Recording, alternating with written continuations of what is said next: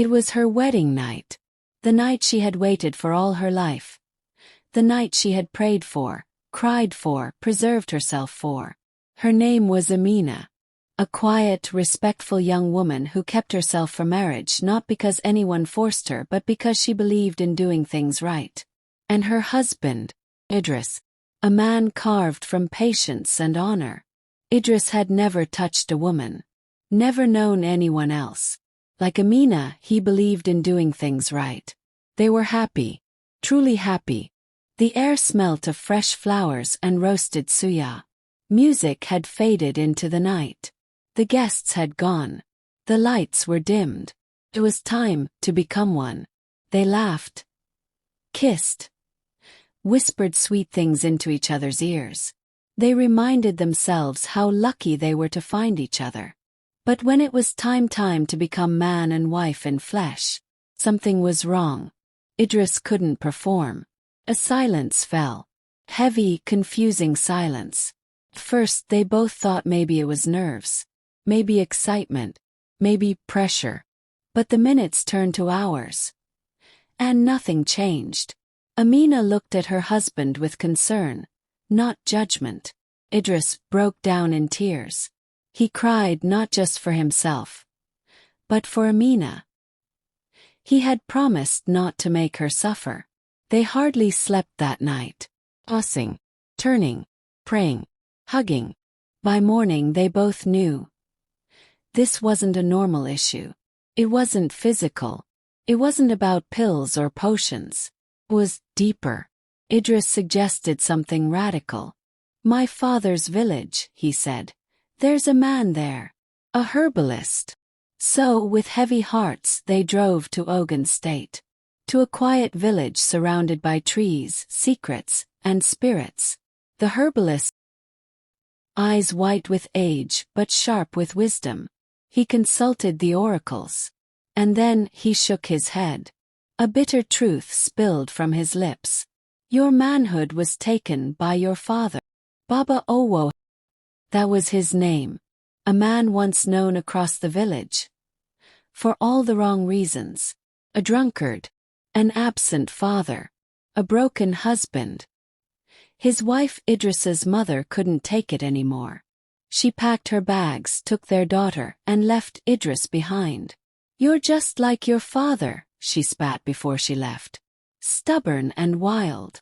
Idris was only 10. With no school to attend, no mother to love him, the boy turned to furniture making. A little workshop, with no signboard. Just wood, nails, and dreams. Years passed. The boy grew into a man. The little workshop became a thriving business. People came from nearby towns. Even Lagos. Idris worked hard, prayed harder, and tried not to remember the father who let him down. But one day he noticed something. Baba Owo had changed. He was no longer drinking. He was alone, quiet, tired. So Idris, in his kindness, told him, find a wife. You deserve someone. And he helped, paid the bride price, did the rites, brought her home. Her name was Simi. Simi was a rare kind of woman. She was kind to Baba Owo. But more than that, she treated Idris like a son. When she wasn't busy at home, she would help Idris in the shop. Bring food. Sweep the place. Sort the nails. It was innocent. But the human mind is a dangerous thing. The village gossips started whispering. Their words danced like fire around Baba Owo's ears. Your wife and your son. Are you sure nothing is happening? And then one day, Simi's shirt got caught on a nail. Idris, being thoughtful, offered her a spare shirt. They went home. Baba Owo was waiting. Baba Owo exploded with anger. How dare you wear my son's shirt? Simi tried to explain. Idris stayed calm.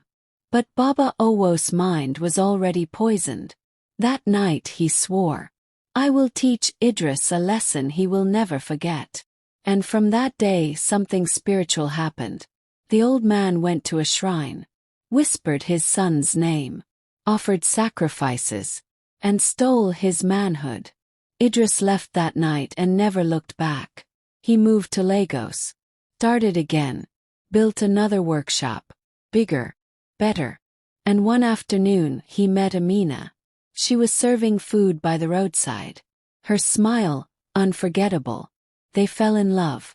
Slowly. Gently. Deeply. Neither of them knew the curse Idris carried. Back to the place where it all started. The village of red soil and heavy memories. The place Idris never thought he'd return to. Simi saw them first. She ran, tears filling her eyes, wrapping Idris in a motherly embrace. "My son, you came back." Amina stood to the side, unsure but respectful. Then Baba Owo emerged. Older. Grayer. His eyes like worn-out charcoal. He looked at Idris and blinked. "You," Idris said quietly. "You took what made me a man." The old man frowned. "What are you talking about?" "The oracles confirmed it," Idris continued. "You cursed me." Baba Owo's eyes darkened. His lips trembled. "Don't accuse me of what you don't understand, boy," he barked. "Me? Curse my own son? Never." Simi tried to calm him, but Baba Owo pushed her hand away. "I don't know what they told you, but it's a lie," he shouted. "I never cursed anyone." Amina stepped forward. "Baba, please. If there's something you did, even out of anger, let's make it right." "Woman, shut your mouth." Baba Owo snapped. "You people want to disgrace me." The shouting drew attention. One by one, villagers came out of their huts. Eyes filled with curiosity. Whispers filled the air. They said Baba Owo cursed Idris. But why? "It's because of the wife." "Ha! What a shame." Idris stood firm. "If you won't confess, then let's go before the elders. Let truth speak where words have failed." And so they went. To the village square, beneath the ancient Iroko tree, where elders sat with folded arms and heavy eyes. Baba Owo was made to sit. The head elder cleared his throat. His voice was like dry wind over gravel. "We have heard the complaint," he said slowly. "A man accuses his father of stealing his manhood." The crowd gasped. Some shook their heads. Some watched in silence. "Let the father speak," the elder said. All eyes turned to Baba Owo. He stared at them all, lips tight, fists clenched. The silence was thick. All eyes were on Baba Owo. The elder leaned forward. "Speak, Baba Owo. Did you curse your son?" Baba Owo looked down at his cracked feet, then up at the sky, then straight into Idris' eyes. "I didn't curse him," he said finally, voice shaking. "But I know who did." The crowd murmured. Idris frowned. "Then who?" Baba Owo's voice broke. "His mother." Gasps filled the air. "My wife," he continued. "The woman who gave birth to him, she did it. They sent for her. From a neighboring village, she came Alero, the woman who left Idris behind all those years ago. She walked into the square like she still owned the place. High. Laughter in her eyes. When she saw Idris, she smirked. "So," she said, "he finally came looking for me." Elder spoke. "Alero, your former husband says you are behind a curse placed on your son." She laughed. A high, mocking laugh that sent chills through the crowd. "Curse him," she said. "Of course not, I didn't do anything to him." The crowd gasped again. "From the day I left that boy behind, I knew he would be useless like his father." Idris's heart shattered. The village elders had heard enough. 2 parents, 2 denials, 1 broken son. So, the elders turned to the last path known to the ancestors. A shrine. A place of ancient power. "Since you both claim innocence," the head elder said, "you will go to the shrine. Swear before the gods that you had no hand in this boy's affliction." He raised his staff. "If you lie, madness will follow. If you speak the truth, you'll walk away whole. And Idris will be free." A hush fell over the village. No one dared object. They walked through the forest in silence. Idris, Lero, Boowo, elders. Amina followed behind, holding her husband's hand tightly. They arrived at the shrine, a hollow space beneath an old tree, surrounded by carved stones and the scent of burning herbs.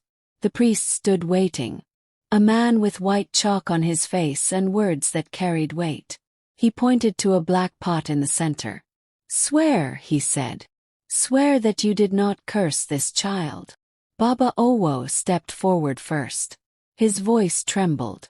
"I did not curse him. I swear." He touched the pot. Then Alero, his proud chin raised. "I did nothing.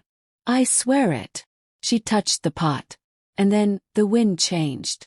A strange breeze swept through the shrine. Baba Owo's eyes widened. Alero's knees buckled. Before anyone could understand what was happening, they both began to scream, clutching their heads, rolling on the ground, speaking nonsense, laughing, crying, barking like animals. They had run mad. Idris stood frozen. The curse had broken. He fell to his knees. Tears streamed down his face. Not out of joy, but relief.